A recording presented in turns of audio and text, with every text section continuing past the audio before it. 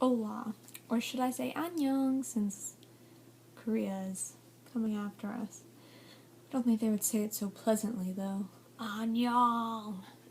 Yeah. Actually, I do not want to talk about that. The thing about me is I get really anxious. I get really bad anxiety and, like, paranoia about anything that's, like, destruction, like the end of the world theories, which I think was because I watched Left Behind when I was really young. And if you don't know what Left Behind is, basically it's, like, these Christian books and movies series with Kirk Cameron. That's the only famous person in those things. About like the rapture and the end times, and it freaked the crap out of me. And yeah, I have a very big issue with fear, so I don't really want to talk about that stuff. Even if it's completely impossible, there will always be this side of me that is worried. So instead, I'm going to talk to you about this book, 1984, and I'm pretty sure everyone in the entire US at some point in time heard something either from this book or this book referenced, and I just thought it would be cool to do a book review since I just finished this book 2 days ago. So hooray for 1984. Okay, so I guess what I'll start with is the plot line. Basically, it's a dystopian, and if you don't know what a dystopian is, the best way I can describe it is a flawed society that gives the illusion that it is perfect, but there is a protagonist who realizes its flaws and tries to rise against them, which usually in a dystopian is unsuccessful. So if you like books with happy endings, do not get into the dystopia genre. But I would say that the most common or most popular dystopian these days is The Hunger Games. Also, one that's gaining popularity is the Divergent series, which I'm going to be starting next. I haven't read that one, but The Hunger Games is a dystopian, but the fact that it's so popular kind of makes me a little worried for our future, because it's kind of the opposite of the book's purpose. But enough of that. A common mistake with dystopian literature is that people believe that it is a predictor. That is untrue. A dystopian's purpose is not to predict the future or create innovations that may exist in the future, like flying cars, and in this case, thought invasion, like thought police and people who could read your thoughts. That is not the purpose of a dystopian novel. And I realize that people believe that that is the purpose, and I realize this because my computer teacher tried to talk to me about this novel, because apparently it's her husband's favorite, and she said that she asked me if I thought it was interesting how this predicts artificial intelligence, which really it doesn't. It wasn't trying to, and it kind of makes me upset that people only take that out of these books. The purpose of a dystopian novel is to satirize or ironically point out the flaws in our current society and the way that it could downfall to an extreme. So the downfall in 1984 is definitely communism. George Orwell, if you don't know who that is a very famous author. That's just his pen name. His real name is Eric Blair, which does not sound as good as George Orwell for sure. And he wrote Animal Farm.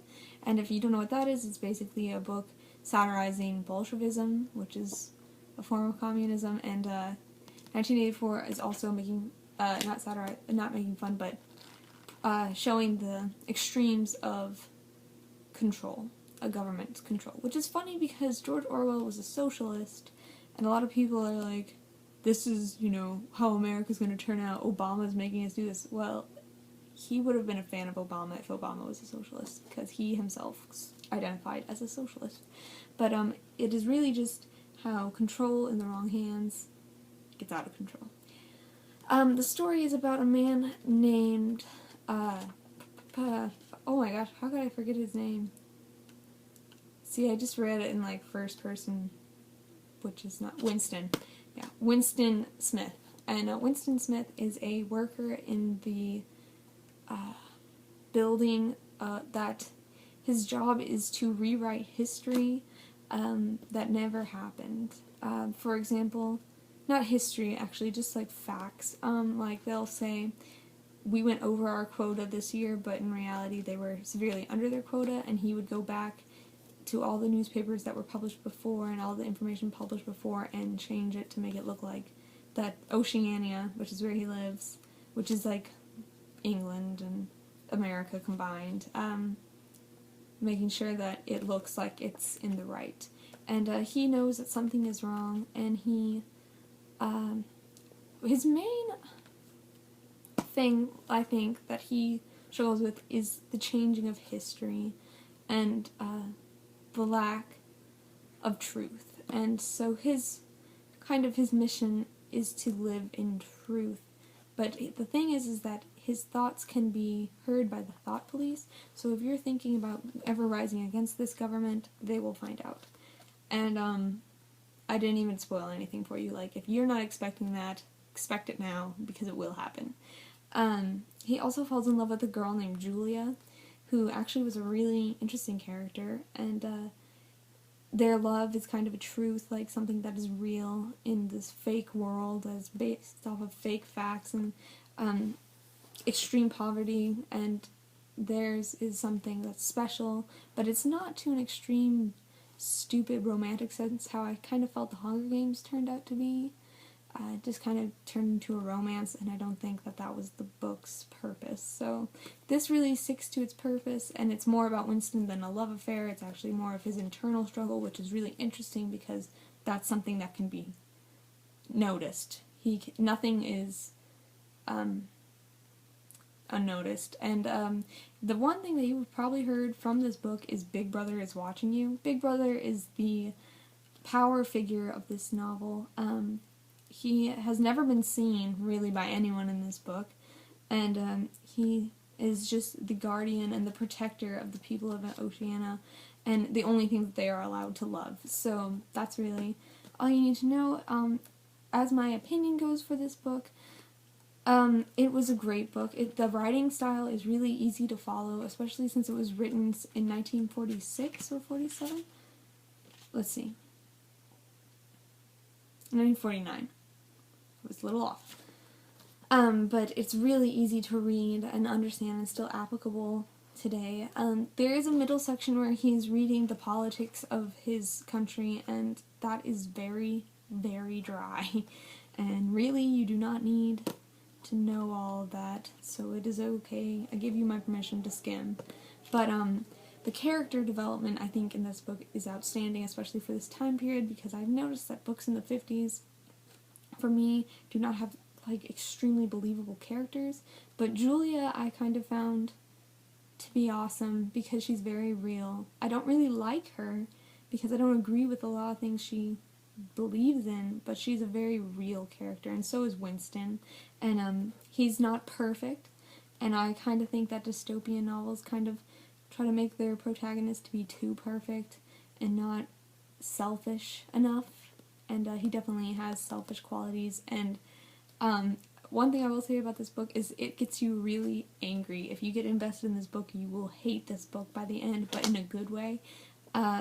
Just the twist, and supposedly I was supposed to know, apparently everyone knew the twist, but I'm not going to ruin it for you in case you don't know, just blows your mind away and makes you hate people you loved, and people turn out to not be what they say, and it's just it's kind of a thriller, I think, especially for this time.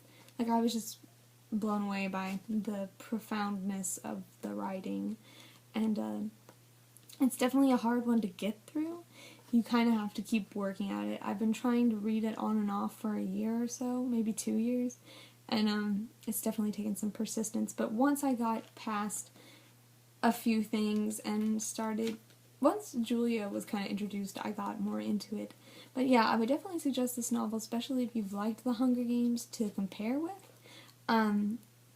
It's probably the most acclaimed dystopian Hunger Games are probably more famous just because of pop culture, but by literary merit, 1984 is probably the grandfather of dystopians. And if you have read 1984 and you want a suggestion of a older dystopian, I would definitely suggest Brave New World, which is also super easy to get through, and a little more, I think, similar to today's society than this book is for America. But with all the stuff that's going on in Korea, this was kind of interesting.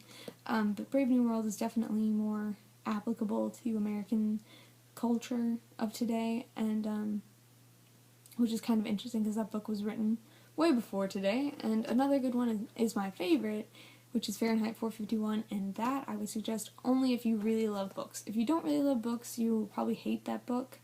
And if you're just starting to read books, I wouldn't read it because you wouldn't be able to appreciate it as much. Also, if you really love your Kindle, don't read Fahrenheit 451 because it kind of bashes those things way before they were invented. But yeah, so if you like something that's a little darker, and if you want a more sophisticated read than today's dystopians, I would just definitely suggest 1984. And if you've read it, tell me about it in the comments, or if you're reading something else, I would love to know if you have any book suggestions. And yeah, pretty soon I'll be finishing The Road, because we're reading that in school, which is a post-apocalyptic novel. Everything I'm reading is kind of depressing right now, but we'll probably do a review on that in about 2 weeks or so. So be looking forward to that. Alright, hope you guys had a great day. Hopefully we'll be alive tomorrow. Bye!